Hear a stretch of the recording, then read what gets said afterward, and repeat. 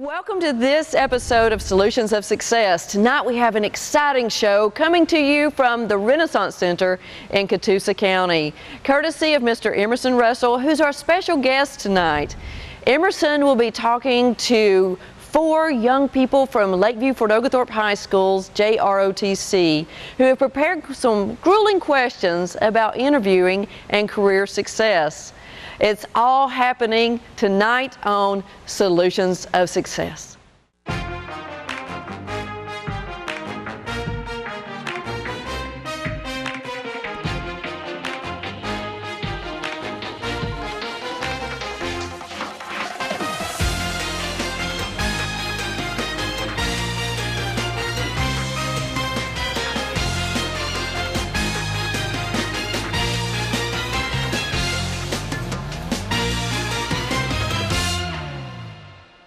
Good evening and welcome to this episode of Solutions of Success. It's a very exciting episode that is going to teach your teenager how to locate the job of his or her dreams and that career of a lifetime.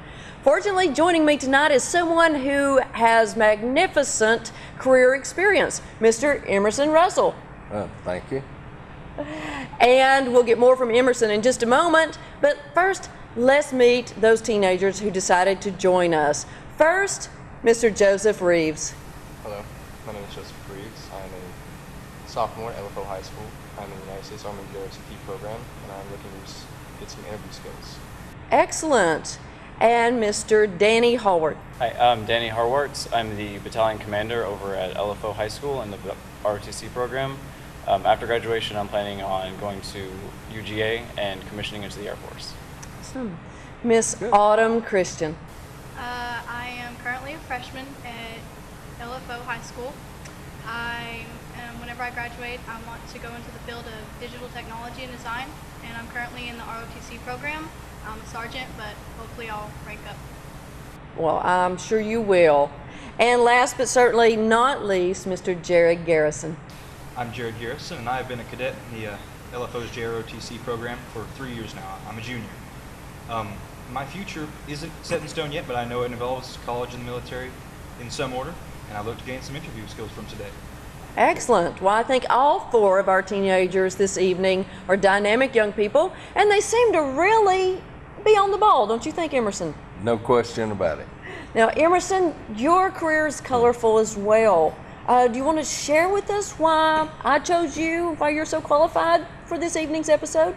Well, I don't know that I'm all that qualified, but I am involved in numerous businesses and have a little over 5,000 employees in 38 states, and we do a lot of different things, security, janitorial, mechanical maintenance, landscaping. I've got a insurance company, a uniform company, a janitorial supply company, and several other entities, and a lot of construction work. We build about 120, 150 houses a year, and so involved in a lot of different things. Definitely eclectic. We can all aspire to obtain these type of different entities in our lives, can't we? So the kids have come prepared with some questions. Are you ready? We're ready. Fire when ready. Well, just right off the bat, just getting started, something I've always really wanted to know, because I've never been in a real job interview before, is what do you look for? What kind of things are you looking for in a person that wants to work for one of your companies? Well, several different things that we really look for is, one, how confident is the employee or prospective employee, their demeanor, the way they come prepared for the interview, how are they dressed, and those type of things. Education is not necessarily everything in getting a job. It's also being prepared to do the job that you're wanting to do. I see. Okay. I would like to know if you find experience or education more impressive. Well, I couldn't say that either is more impressive, and there again, it depends on the type of work that you're doing, but in the fields that we work in, I can't say that one is a whole lot greater than the other, but most businesses are looking for skill sets more so than the education. And a lot of people will tend to over-educate themselves, and then they go out into the field to get a job, and it's hard to sometimes get a job that they feel that they've prepared themselves for in the educational area, and then they're out in the market, can't find a job in that particular field, and then it's a little harder sometimes to convince an employer to hire you, and you've got all of these degrees and stuff. Well, it's only going to be a short-term employee until he or she finds a job in the field that they're looking for. So sometimes you can overeducate yourself for different positions, and I'm not knocking the educational field by no means of the imagination, but skill sets in today's time is just as important and more important in a lot of different fields. Now, when you get into a lot of the technology, different fields, that changes. You said that skill sets are really important, but what's the minimum level of education someone would have to get to become an executive in your company? Well, here again, you go back to their ability. You have people that has very little education. Some doesn't even have high school education, but they're self-educated, and they have real good skill sets and real good relationships with the employees, and they know how to deal with people. So sometimes there again, you're getting back to trying to make a decision. If somebody's got a master's degree or somebody's got a 10th grade education, but the 10th grade education can deal with employees maybe better than the person with a master's degree. It could work either way. What I really look for is the people that really fit the position. You've always heard the term, you got to get the right people in the right seat on the bus. That's untrue, in my opinion. Most school buses hold about 55 people. There's only one seat on that bus that makes a difference, and that's the driver's seat. You give me 55 drivers, how many people can I haul? I can load that bus up. If nobody's qualified to drive it, it's not going anywhere. It's going to sit there, or it's going to be wrecked, it's going to be tore up. So, getting the right skill sets and the right people for the right position, in my opinion, is more important than just having a master's degree. What level of attire should someone wear whenever they're going to an interview? Well, here again, you need to do your homework and make sure that the position that you're going to apply for, do your homework on that particular company. Don't just go in and start filling out applications all over town. Pick the areas that you'd like to work in. Know what the company expects, what their criteria is. Some companies are very laxed in their dress. Others are very formal. You don't want to go into a company that requires all of their people to wear suit and ties like you do today. And let me say, all of y'all look super, and I'm very proud of what you are doing and the direction that you're taking your lives. But you don't want to go into a company like that with a pullover like I've got on today. Nor would you want to go to a company that's more relaxed and be a way overdressed, and they feel like that you may or may not fit in either way. You just need to do your homework for that particular company. Thank you. Thank you. That's an important part, research. A lot of, when you go online and look at teen interview tips, and Teen Health has a great article this month about dressing the part, and that's exactly what you were talking about, is dressing for success. And even the job you're applying for, even if that involves wearing a uniform or working behind the scenes, dress to that degree of that uniform. And they do look sharp tonight, Emerson. Oh, You're yeah, right. They do. You mentioned doing your homework. When you have a prospective employee coming in looking for a job, do you expect them to have researched your company?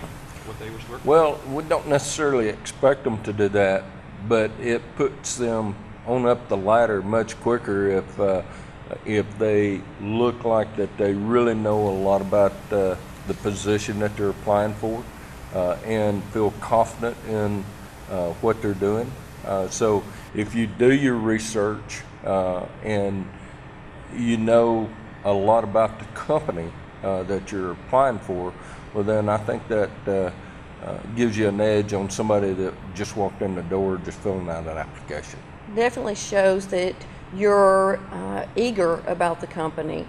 And when the interviewer asks you that all important, do you have any questions, you can show your enthusiasm about the company because you know something about it.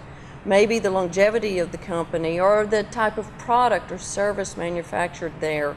So it'd be real important if you interviewed with Mr. Russell, not to just go in and go, hey, what do y'all do here? That probably wouldn't put you up the ladder for being chosen employee of the month. I'll tell you another thing that would be good is, you know, more especially if you're going on your first interview, is hopefully sit down with somebody, a teacher or some business person that you know, and ask them to walk you through an interview, okay? Mm-hmm. Do a little practicing on what you're going to say, how you're going to act, and one thing that in an interview you ought to always be yourself, okay? And feel comfortable. If you hadn't done your homework, it's just like at school. You're not going to pass the test. You know, you're going to make a 69, not a 99. So do your homework, practice, go in, be very confident in yourself, and odds are you're going to get the job. Should they chew gum when they come to interview with you? Absolutely not. No gum chewing. And if you smoke cigarettes, don't smoke right before you go in and have the scent all over you and those type of things. It's the little things that make a difference in every walk of life, business, your personal life, in church or whatever. It's the little things that we do, good or bad, that add up to making the difference in your life. Okay? That's wonderful information. What do we call it, Autumn? Accessorize. So it's your accessories. It's the little things that you do that's going to stand out, especially in this competitive world. Last time you advertised a job opening, Emerson, how many applicants did you have? I think they got about 190. 190 applicants for one position. Yeah.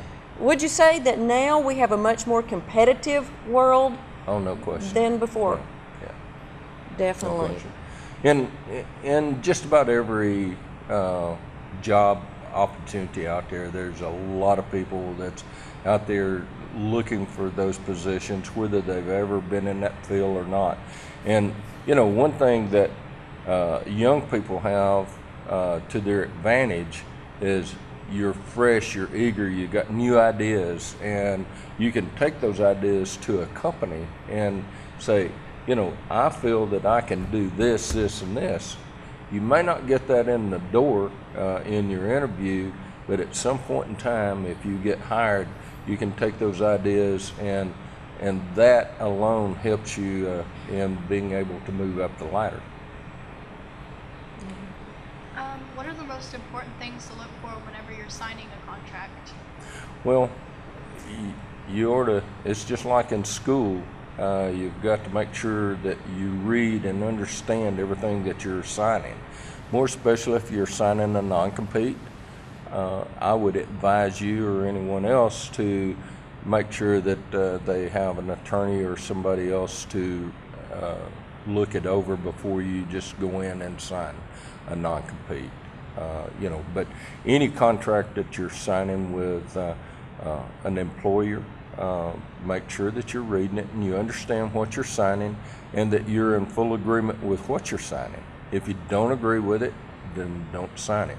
You know, we have a company policy that any accidents on the job, you immediately have to go take a drug test. Well, that's in the employment package. So if you don't agree with that, then don't sign it. Just don't accept that job, okay? So if I could ever give you any advice at all, with it being an employment contract, if you're buying a house, a car, or whatever, make sure, or signing a loan document or whatever, make sure you read it to its 10th degree and know what it's really saying and what it means to you. That's the most important thing that I think that I could give you. So it's better for them to ask a question of a prospective employer than to just blindly sign, Right. which could set you up at liability for later. Never, ever feel like that it's a dumb question. Always ask what's on your mind. Odds are, somebody before you has asked that same question. I can almost guarantee you that if they didn't ask it, they wanted to, they just didn't have the nerve to ask it. But be very open, and you'll find that almost all employers are willing to discuss anything that you've got to ask them. They'd rather get all of the facts out on the table up front rather than you coming in and them putting a lot of time and effort and training you and getting you prepared to do the job, and then it's, oh no, I don't agree with that. So then they lose you as an employee. So, you know, find out as much as you can before you ever go to work for that place. Make sure it's what you want to do as an individual. You know, that's important. If an individual has had a job for a few years and he's doing a really good job, but his superiors aren't noticing that and giving him opportunities to advance, is it worth him leaving, or should he try to stick around?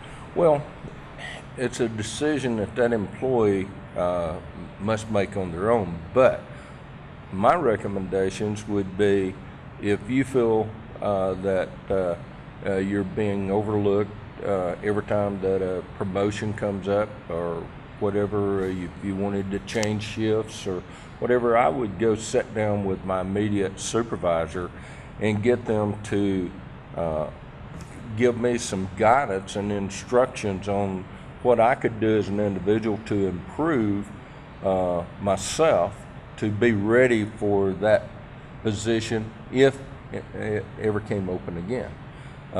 You know, a lot of people will get upset and change jobs over nothing, and then after they've changed the job, they regret that they made the decision to leave. Well, it's a lot harder to go back and start over than it is to build the relationships, understand what the employer's needs are, and then prepare yourself for those. You know, and a lot of employers don't necessarily sit down and say, you need to improve these skills or whatever, but you know, if you'll go and most companies today do annual reviews on their employees. We do. And in that review, they should go over all of your pluses and all of your negatives. Don't take the negatives as a slap in the face, that they're upset at you, they don't like it. They're going over those things with you to where that you can better improve the job that you're doing and improve yourself. You know, and the thing of it is, no matter where you're working, you want to strive to do the best job possible and be one of the best, if not the best employee there, because if you leave that company, you want to be able to leave a good name behind, but you also want to be prepared to go to the next job that you're going to with a lot more strength and ability to do the job that you're moving, even if you're changing fields. If you've done an excellent job in, if you went to work for me as a janitor, and you did an excellent job in that, to step up into an engineering job. Some of those traits that you did while you was working over there as a janitor, if you did an excellent job, you'll take those traits into whatever field that you go into. Okay? Great advice. In other words, don't throw in the towel until you've communicated with your employer, and never burn those bridges. keep that always open just in case in the future you may need a reference from someone. Thank you for staying tuned to SOS. When we return, more information from Mr. Emerson Russell and these bright young students. And now a word from some sponsors who care about you and your family. Dr. Carl F. Peterson Jr. has been practicing dentistry in the Rossville area for over 30 years. He and his professional staff will gently take care of all of your general, orthodontic, and cosmetic dentistry needs. Dr. Peterson is a participating provider with most insurance companies as well as HealthSpring and Medicaid and will gladly file your insurance. He will be greeted by his friendly staff who take pride in making sure your visit is a pleasant experience. Call and schedule your smile makeover, and don't forget to mention seeing this ad on Solutions of Success to receive a 20% discount on your visit. At Accelerated Workflow Solutions, we provide software and training in the field of voice recognition to help make computers more accessible for both medical professionals and people with disabilities. Call us at 706-375-3007. We are the Dragon People. We are Accelerated Workflow Solutions.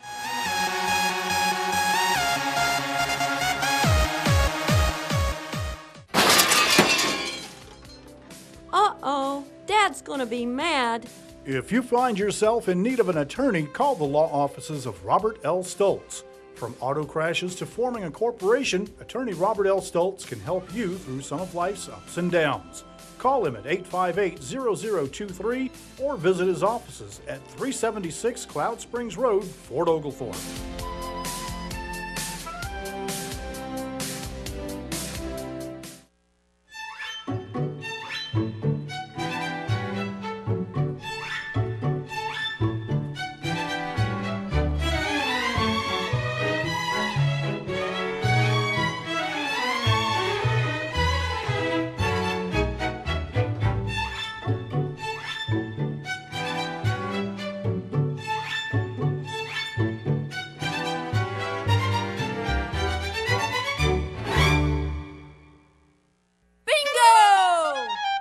Make a date every Friday and Saturday evening to go to the American Legion Post 40 in Ringgold to play bingo. We love bingo. It's fun for kids of all ages. Bingo is for veterans. Great food, lots of fun, and money to be won. Bingo! Bingo! Bring your family and friends to the American Legion Post 40 in Ringgold.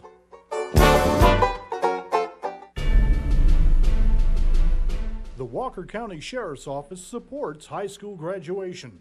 Be smart. Stay in school.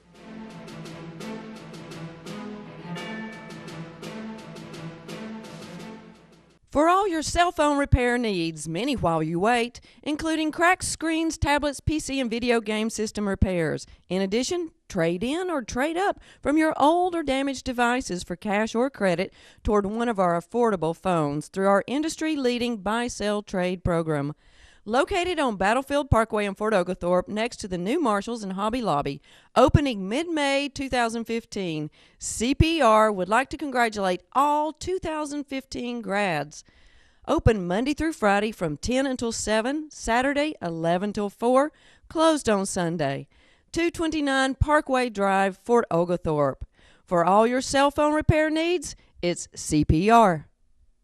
State Line Roofing and Home Improvement has been serving citizens in the tri-state area over a decade for both home and commercial construction, replacement, and repairs. Wayne Chapman has established an honorable reputation with credible references who will confirm the quality of his work. Give Wayne a call at 423-243-8590 for a free estimate consultation. State Line Roofing and Home Improvement encourages all students to invest their time in STEM programs through their local schools and colleges. Welcome back to Solutions of Success, where we are having an informative evening learning about career preparation and those all-important interviewing skills. Emerson, so far I think the kids have had some great questions, and I've learned a lot from you. What else you guys got? What is the first business you ever owned? Well, as a kid, I did a lot of mowing grass, but the first company I ever owned, I was 19, was Main Street Paint and Body Shop. So I've done a lot of different things in my life. Mr. Russell, Yes, sir. when did you realize you wanted to become a business owner? Probably somewhere around 14, 15 years old. I was working in a garage, doing paint and body work, mechanic work, and I always wanted to do more than just be one of the employees.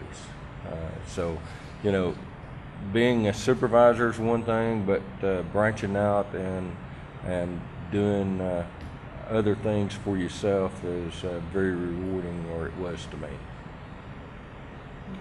How did you become involved in so many fields and businesses? Well, it just evolved. Most all of the businesses that I'm involved in has something to do with something else that I'm doing. You know, the ERMC originally was a security company. It was known as Russell Security here in Chattanooga, and then we added the janitorial business, and then we added the landscaping, and we added the mechanical maintenance, and in doing so, what I was looking at is I'm working for a customer. What can I do to better serve that customer, save that customer money, and make more money myself? So the more principles that I do for that customer, I can cut their costs because I have basically the same management at that location. So if they're hiring 4 different companies to do their janitorial, their security, their landscaping, parking lot striping, or whatever it may be, and they have to have a different company for each one of those, they're actually paying more money because each one of those companies has to have management and supervision to make sure that the job's getting done. Where we operate more like an in-house program, and those employees all answer to one upper management person. They have specialty people underneath them in each division, but that way I can cut the customer's costs, my employees can make a little more money, and the company makes more money. So you diversified, but yet kept the stability of one unity. Right. Good question. So not all customers want to put all of their eggs in one basket, but some do, and the ones that do really benefit from it. Okay. Let's say that I wanted to work from home when I go out into this big world of ours. What kind of education and experiences would I need to be able to do that? But now, are you talking about working in the Chattanooga and North Georgia area, or are you talking about working from home out of your house? I suppose out of my house would be what I would like most. Well, if you're going to work from your home, you would have to know the skill sets that are needed for the job that you're wanting to do at home. And then, you know, a lot of companies are allowing some of their employees to work from home. So you'd need to check with those companies that you're interested in that line of work to see if any of the companies in the area would allow you to work from home. You know. What if I needed to get out there, like you said, in the Chattanooga area or just around here? How would that differ? If you wanted to go outside Chattanooga? Or just in Chattanooga, just in the local area? Well, yeah, I think you would need to, here again, know what you want to do, and then seek the companies that fits the job criteria that you would like to be involved in, and then narrow those companies down, and then try to make sure that you do everything you can to impress the HR people to hire you. You know, to either work locally or within the home-based type operation that a lot of companies are going to. You know, one thing that they find, depending on the type of work that it is, working from home cuts their overhead down. and those type of things. So more and more companies are doing that today. It's a great thing about technology in the age that you guys are growing up in. Many entities are looking at this as an asset to have trained individuals working from their homes.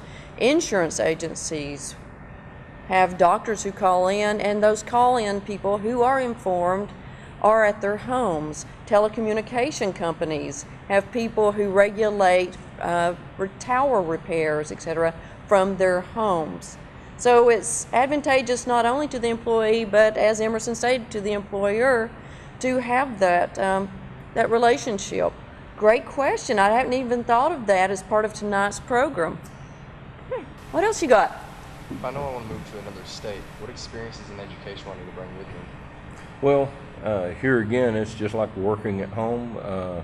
You need to check the areas out that you wanted to go into.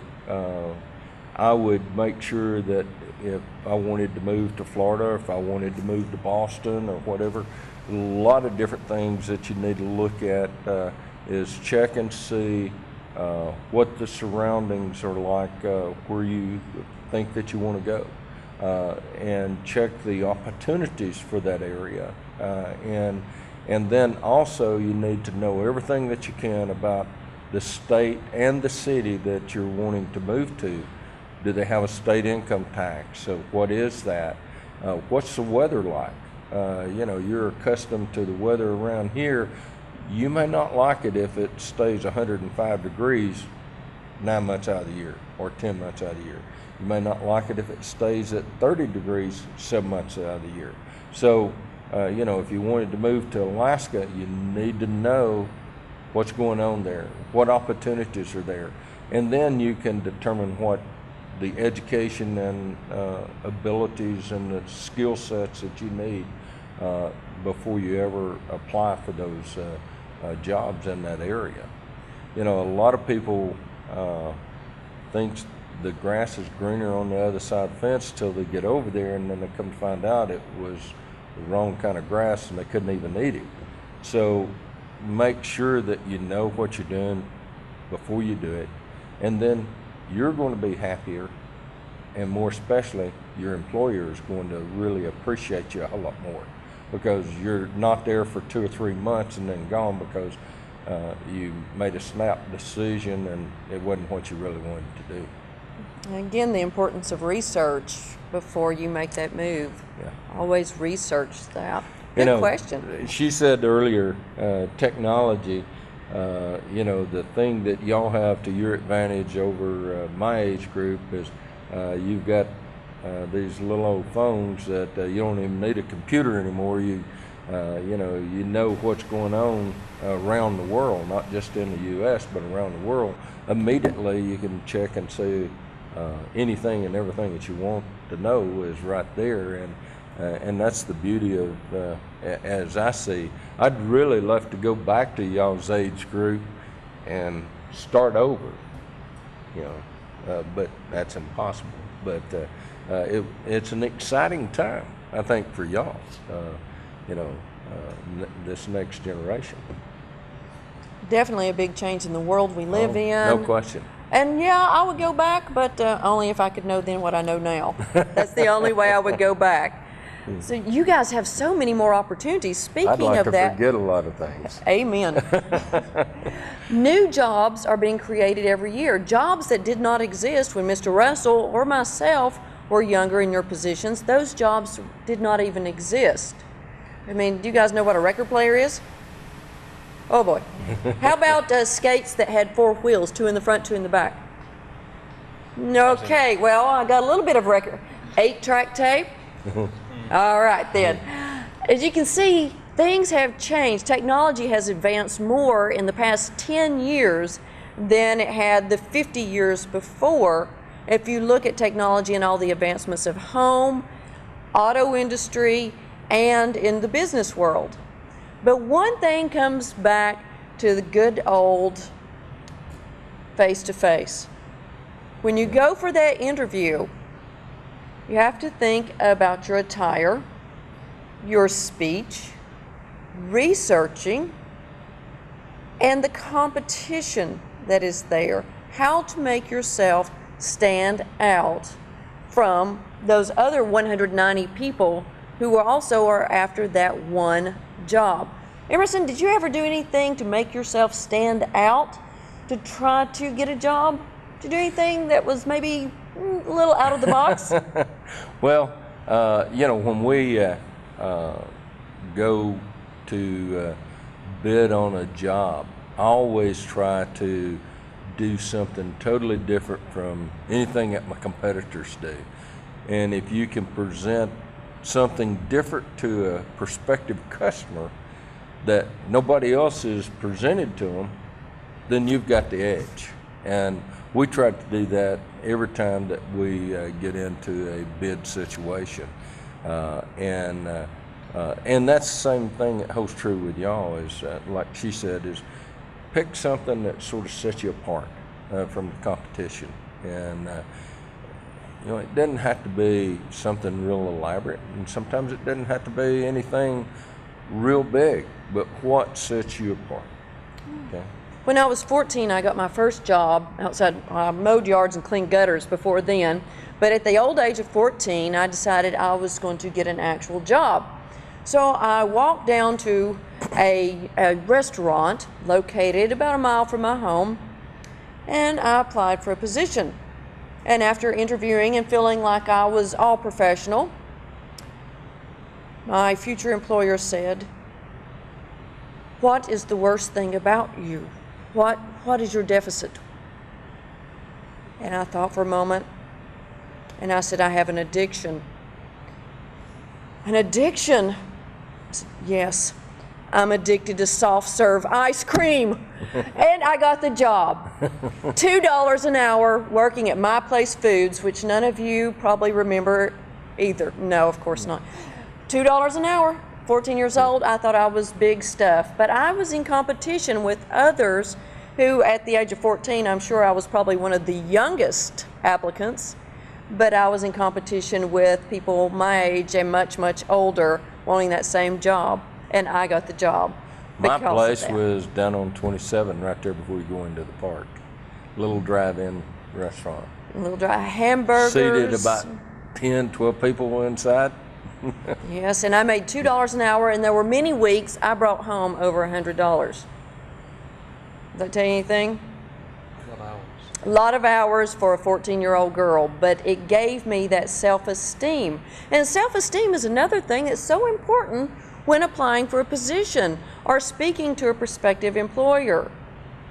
Someone who comes in, Emerson, to apply with a position, and they look down and they speak like this and they don't communicate well.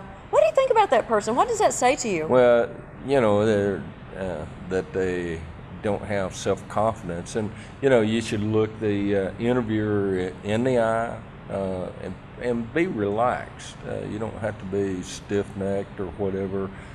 Just be yourself.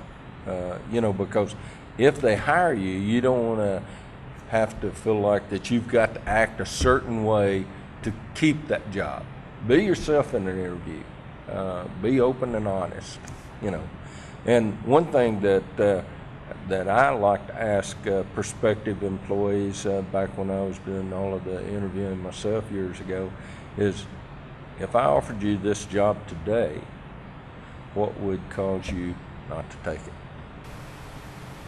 Okay. Oh.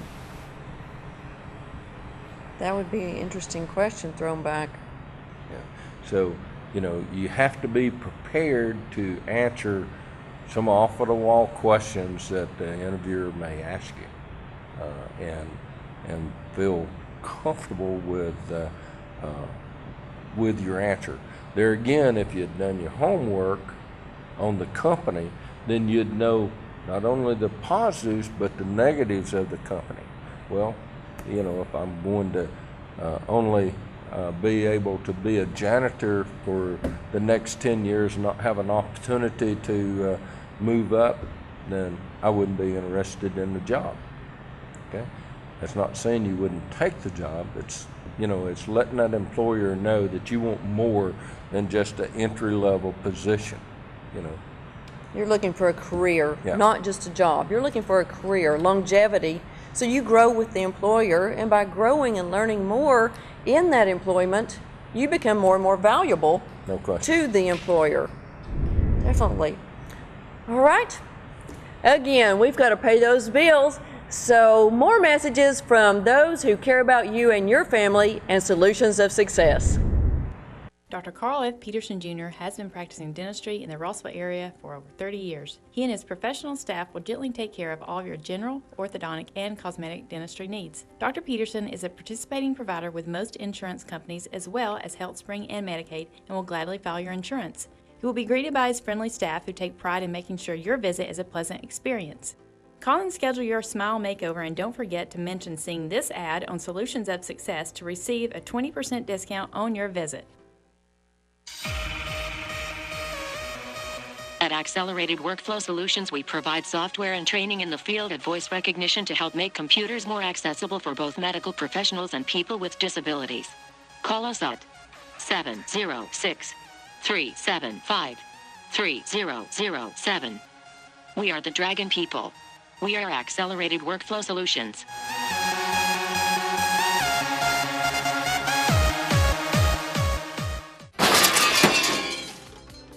Uh-oh, Dad's gonna be mad. If you find yourself in need of an attorney, call the law offices of Robert L. Stoltz. From auto crashes to forming a corporation, attorney Robert L. Stoltz can help you through some of life's ups and downs. Call him at 858-0023 or visit his offices at 376 Cloud Springs Road, Fort Oglethorpe.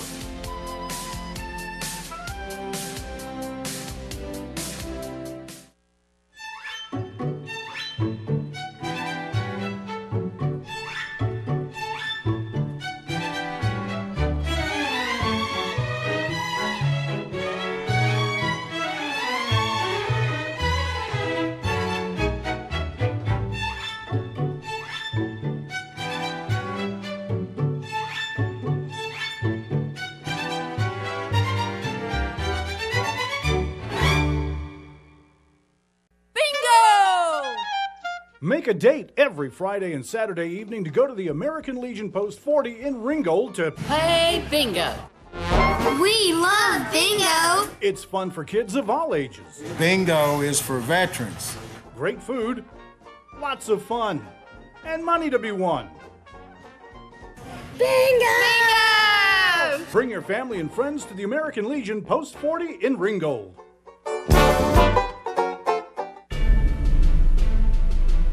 The Walker County Sheriff's Office supports high school graduation. Be smart. Stay in school.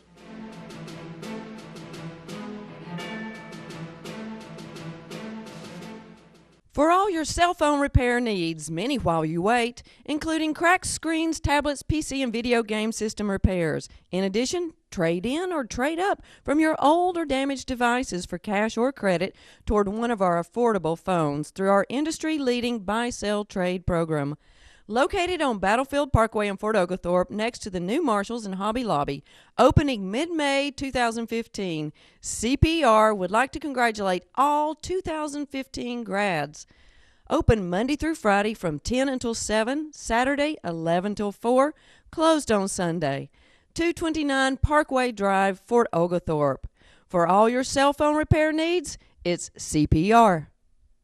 State Line Roofing and Home Improvement has been serving citizens in the tri-state area over a decade for both home and commercial construction, replacement, and repairs. Wayne Chapman has established an honorable reputation with credible references who will confirm the quality of his work. Give Wayne a call at 423-243-8590 for a free estimate consultation. State Line Roofing and Home Improvement encourages all students to invest their time in STEM programs through their local schools and colleges.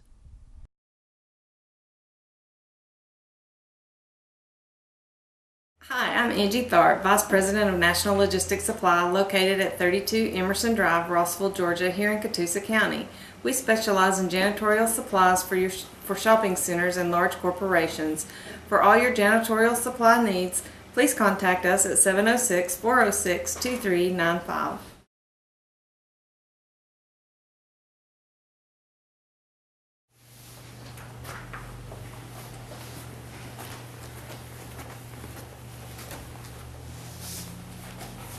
I'm looking for a job. Are y'all hiring?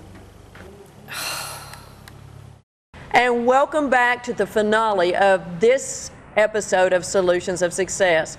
And now we're going to get into some of those tricky little areas that we all have that heart racing and that fear of when interviewing.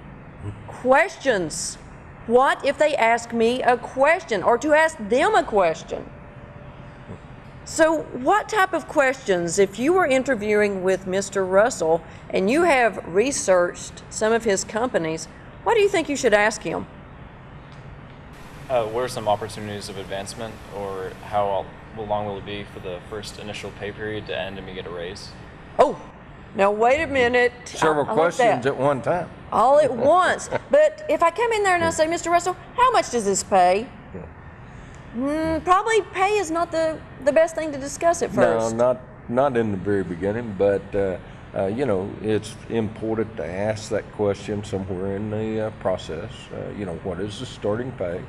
And after they answer that, then you could say, you know, what are my opportunities for advancement and those type of things. But take them one at a time.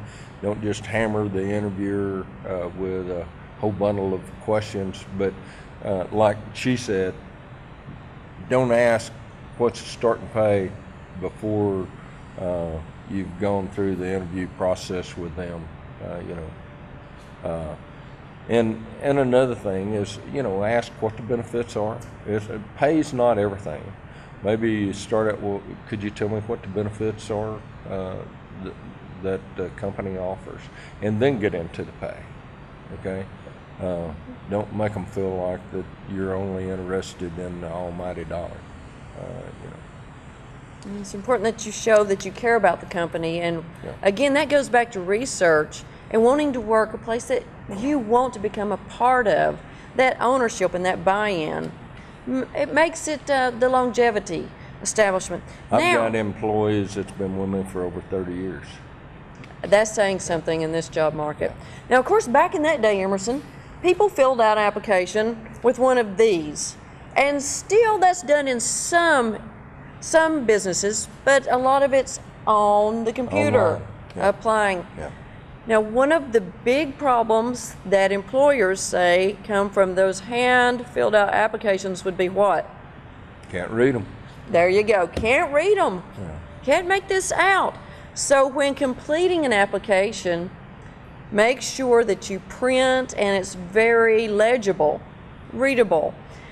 Another thing that I've noticed, even with some applications that are on the computers, they'll ask you to write in your own handwriting an essay. Something, why do you want this job? Why do you think that they're asking you to do that? We want to get more information of us, or find out more about us. More What we want information. to do in there. I like Maybe, that. like you said, they're looking at our handwriting, making sure we actually know how to spell words and create sentences, use punctuation. Well, and like in security, your report writing is everything. You know, it's just like a police officer. Your field notes, the information that you're putting down is very critical, because at some point in time, odds are it's going to wind up in court. And you need to be able to go back to those notes and reflect on what you wrote down and make sure that you recall exactly, step by step, what transpired. And if your handwriting is not legible, you may not be able to read it in 10 years from now either. You know, so. Yes, and if We change. We all change over time. And, you know, the way you write stuff today, 5 years from now, it's going to be a little different, you know, because you're going to shorten words or shorten sentences, and it'll be totally different. I agree totally. And as an English teacher by trade, it's so important that you are capable of communicating. That's another method of communication. And believe it or not, this with LOL and your BFF, that doesn't work in the world of business and communications. It's very important that each individual be able to communicate his or her opinions, knowledge, in order to further the company. not just the individual. So that's very important in your communication. Now, like what are those called? Do you know those words? Vocalized pauses. How many times have you spoken, especially with a young people, like you know they like to communicate, and that doesn't work in the world of business either. It's very confusing, isn't it? And you're laughing like you do that. Well, those vocalized pauses are very, distracting, especially if you're in sales. What if you work for Mr. Russell in one of his companies? Let's say you're trying to bring in another entity to purchase linens from his linen company. And every word when you're communicating with that company, you're going like we do this, and like we will deliver, and like we're the best prices. Do you think that business is going to hire you as a representative of Emerson's company, or maybe decide to look elsewhere? Probably going to go somewhere else. Yeah. Probably, even if you do have the best prices and the best product. That's part of selling, and everyone's in the world of sales, regardless of your position. You're in the world of sales and require communication, no matter what. Yeah, you're selling yourself every day of your life, to the people around you. They're watching everything that you do, whether you really realize it or not. Your fellow classmates, your teachers, your mother and your daddy, your grandparents, your siblings, so you've got to be conscious that those things are happening. Okay? Very conscious. Now, your interview, we've already talked about, will start way before you ever walk into the door of the company. You're going to start with your research, planning your attire, planning your questions, knowing the best part of the business that you're going into, maybe looking at their competition so that you can speak knowledgeably. But it also starts when you do open that door to that business. Emerson, would you hire someone who walked in and saw your receptionist and said, "I'm here to see Mr. Russell"? No, and another thing is when you're sending your resume in, put the facts. Don't send a resume that's 10 pages long. They're not going to read it. The interviewer, he wants to know the basic information, or she does, of what you're capable of doing. Bam, bam, bam. And another thing is, in your interviews, we've talked about being professional. When you realize that the interviewer is basically through, don't just keep talking. It's like if you ever testify in court, you only answer with yes or no, or the question. You don't add additional questions or statements to what the attorneys have asked you. Be precise, know what you're doing, and don't linger on, and don't overstep your time limit with that interviewer, because most of them are extremely busy. They have a lot to do, and they typically will allot you like 15 to 30 minutes, and then they're through. And you need to realize when they're through, and you as young adults, by now you've already picked up from your parents or from your teacher when you should shut up. So, look at that interviewer's body language. He or she's looking at yours. Look at their body language, and you'll know when it's time for you to say, "I really appreciate your time, and I'll be looking forward to a call from you," and give them the opportunity to break it off. Okay. That's great. Not trying to be too verbose and going on and on with fluff that's not relevant, just to stay there. I like that. And one thing that you mentioned was body language. No, that wouldn't work, would it? Posture is so important to show your confidence and your self-esteem. When your posture is like this, it tells people that you don't have that confidence and self-esteem. Hold yourself. You guys, military background, what do they tell you? Sit up straight. Sit up straight, shoulders back, stomach in, chin up, right? And don't go in and something like this.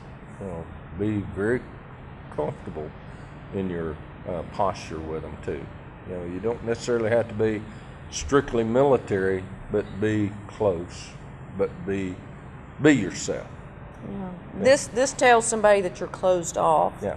You want to have that open look, that you are receptive to learning. You don't know it all, and you're receptive to learning and anything that they have to say. Now, the interview's over. You've walked out. Is it over? What else do you need to do? Follow up. Follow up. Well, how are you going to follow up? Well, I think what you shouldn't do is call back until they give you a call, but perhaps you want to wait on your call and do some more research maybe. If it doesn't work out the first time, maybe try again another time. Okay. In today's world, with the electronics, as soon as you leave that interview, within an hour, you are to send that person a message and thank them for their time. I agree. Being old-fashioned, though, I drop a thank you note. Either way. That's me. I drop that handwritten thank you note, reiterating something about me, because with 190 applicants, unless I remind them something that we spoke of, a topic perhaps, Yep. they're liable to forget me. So follow-up is so important to clinching that deal. Yeah. And like you said, you know, you don't want to be overbearing with your callbacks, but if you hadn't heard anything in 3 or 4 days or a week, well, you know, you could either send them an email following up or pick up the phone and call and just say, I was following up. I'd really like an opportunity with your company or whatever, but keep that very short, very short. Short and sweet, because if all 190 people do that, can you imagine? Talk about blowing up my phone. That would be a lot, but that could be that one little thing that makes you stand out, and the applicant that's no longer an applicant, you're an employee. Well, thank you for joining us this evening. Emerson, as always, it was grand being with you and talking. I've never had this conversation with you before about employment and all your organizations and businesses. You're quite an impressive man. I don't know about that. Thank you for Depends on who joining you us. ask. Well, this is true. This is a matter of opinion, no matter where. Lake Buford Oglethorpe High School has been great at preparing students, and I know we're going to hear wonderful things from these guys in the future. Yeah, and I'm real excited for all of y'all, and if I can ever help you in any way, please just give me a call. Thank you very much. That's Thank an you, sir. offer you need to remember. Yeah. Audience, thank you for joining us for this segment of Solutions of Success. I'm Paula Stinnett. As always, God bless America, and it's a great day to be in North Georgia from the beautiful Renaissance Center in Catoosa County. Good night. Thank you. Hi, I'm Dr. Ginger Mathis with Georgia Northwestern Technical College. Today I wanted to remind you that in business and industry, when individuals are looking for prospects for new jobs, they're looking for people that work well with others, that treat people well, that work well in small groups, and that know how to read and write, and also job skills that are very much in need are those in science and math and technology and engineering areas. You have the ability to do this. It's just about finding your niche and finding your sweet spot and where you can really succeed. Look and investigate all the career options and get yourself ready to succeed.